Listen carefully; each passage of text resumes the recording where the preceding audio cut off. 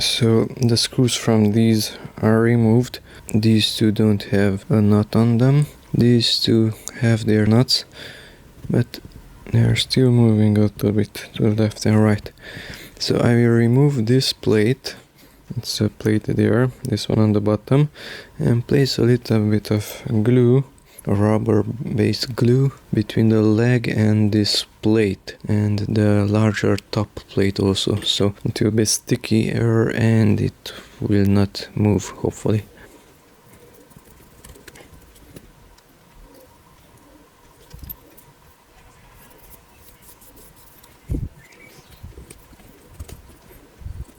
It's full of dust.